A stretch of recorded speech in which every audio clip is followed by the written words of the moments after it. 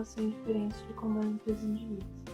Quando a gente fala em dominação, a gente pensa em poder, autoridade, classes sociais, colonização, racismo, gênero, sexo e outras alternativas. Karl Marx fala da dominação da burguesia sobre os proletariados. Ele falou da luta entre essas duas classes, e nessa desigualdade social existiam duas características. A primeira era a consciência de pertencer àquela classe, que ele chama isso de a classe sendo a sua, e a segunda era a posição social que o indivíduo ocupava. A burguesia explorou os proletariados e isso pode dar um exemplo, de dominação. Os proletariados, mais que eles tivessem pauperização, ficando sendo pobres, eles fizeram uma revolta a fim de acabar com essa coisa inaceitável que eles achavam. Karl Marx dizia que os proletariados, as pessoas pobres, eram uma classe revolucionária. Eu vou falar sobre o filósofo Max Weber. Bom, Max Weber apresenta a dominação como uma sorte de contra pessoas determinadas e prontas para obedecer uma ordem de conteúdos determinados. Para ele, para que o indivíduo obedeça, a dominação tem que ser legitimada a uma crença social. Max Weber apresenta 3 funções diferentes de legitimidades. Bom, uma delas é a dominação tradicional, que se explica pelo caráter sagrado da tradição. Por exemplo, um chefe de família, que é um exemplo de dominação tradicional. Outro exemplo é a dominação legal racional, onde depende da crença, das legalidades e das regras. Os indivíduos pensam respeitar as leis, mas na verdade eles respeitam também o indivíduo que cria essas leis. E também a dominação carismática, que se explica pelas virtudes do indivíduo. Bom, se o indivíduo nos parece como um herói, vamos ter mais confiança nele e ser mais facilmente manipulados. Temos como, por exemplo, os políticos. Segundo Pierre, na sociedade, o indivíduo ocupa diferentes posições sociais no espaço social. Existem dominantes e dominados. Pode ser que um momento você esteja dominante e depois dominado. Assim, você muda de lado. No artigo passado, segundo ele, essas posições sociais são definidas em função do capital econômico, cultural e social. Pierre também falava muito sobre a dominação simbólica, que a dominação simbólica, por exemplo, é um controle de língua. Um indivíduo que tem um capital cultural alto faz um comentário legítimo. É um bom comentário, vamos supor. Faz um bom comentário, deixa eu lembrar que eu posso falar aqui. Sobre uma exposição de pintura, por exemplo, é um meio de mostrar sua dominação simbólica. Pierre também ele falava muito das mulheres como indivíduos dominados. Esse sociólogo escreveu um livro que se intitula A Dominação Masculina. Nessa obra, ele tenta explicar por que as mulheres são tão dominadas. Nesse caso, Pierre explica que essa dominação, violência simbólica, tendo em vista que essa dominação é invisível. Segundo ele, a mulher incorporou as normas sociais relativas ao seu gênero desde a sua infância. Formação moderna do Estado inglês. Nos primeiros anos da Idade Média, a ilha da Grã-Bretanha foi alvo da dominação dos anglo-saxões, que foi um povo que habitou a Grã-Bretanha a partir do século V. Eles eram um povo formado por tribos germânicas que migraram para a ilha. Seus descendentes eram físicos, anglos, juntos e saxões e também os celtas britânicos conhecidos como os bretões, que adotaram alguns aspectos da cultura, como a língua. Em 1066, o duque Normando Guilherme, conhecido como Conquistador, venceu a Batalha de Hastings sobre os anglo-saxões e finalmente conseguiu o domínio do território. Sobre o governo de Guilherme, ele dividiu as terras em shires, que era uma divisão administrativa, promovendo assim o cargo de xerife. Em 1154, o Henrique II substituiu a dinastia de Guilherme e ele comandou de 1154 a 1189. Ele foi o primeiro imperador dessa nova dinastia.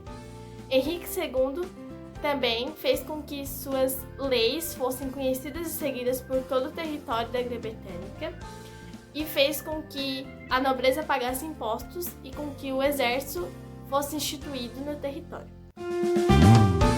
No governo de Ricardo I, de 1189 a 1199, a Inglaterra entrou em uma exaustiva contenda militar contra a França. A ausência da autoridade real deu condições para que os nobres britânicos se voltassem contra a mesma. No reinado de João Sem Terra, de 1199 a 1216, a manutenção dos conflitos militares e a alta dos impostos motivaram o estabelecimento de uma revolta entre os nobres. Pressionado por tal situação, João Sem Terra foi obrigado a assinar os acordos impostos pela Magna Carta de 1215. Neste documento, firmou-se a criação do chamado Grande Conselho, formado pelo clero e pela nobreza para tomar decisões políticas. Por meio dessa nova instituição política, o rei ficaria impedido de aprovar novas leis sem o consentimento da nobreza britânica. Além disso, os acordos da Magna Carta impediam que o rei cercasse a libertação de qualquer indivíduo sem nenhum julgamento baseado nas leis britânicas. Sendo o primeiro ensaio do parlamento inglês, o Grande Conselho viria anos depois a admitir a entrada de burgueses entre seus membros. Com o passar do tempo, o Grande Conselho ampliou seus poderes, podendo decidir também sobre as declarações de guerra e paz. No ano de 1237, a supremacia política do Conselho chegou a depor o rei Eduardo II e o seu filho Eduardo III no trono.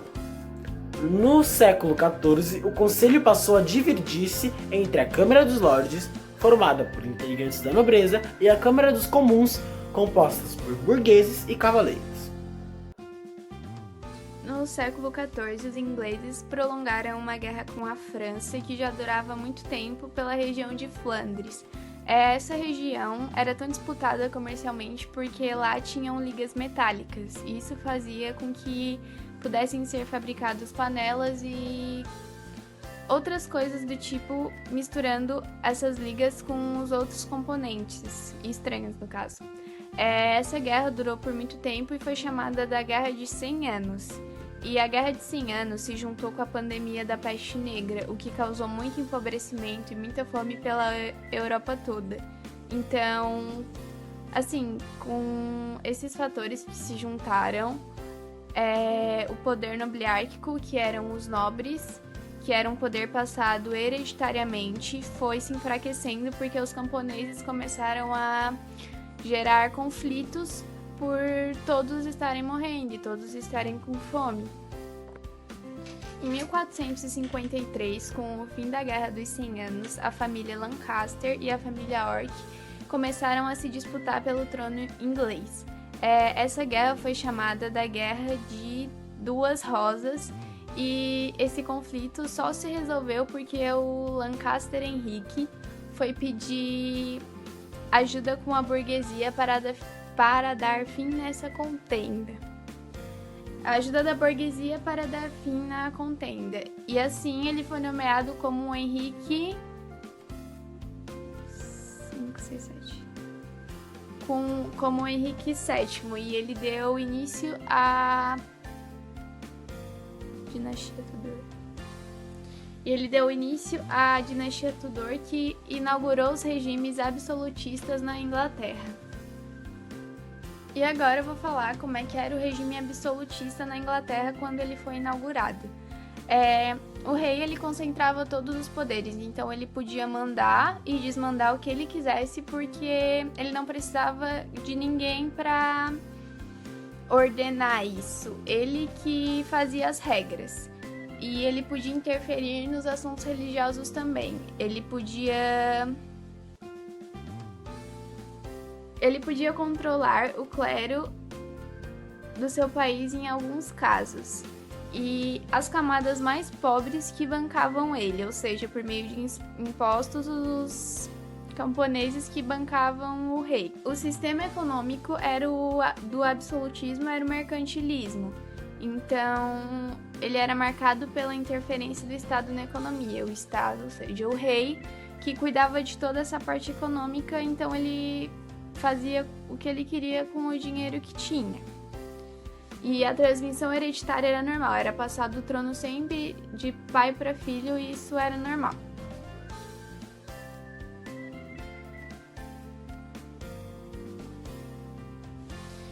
Os nobres eles eram considerados parasitas porque o rei sempre sustentava ele.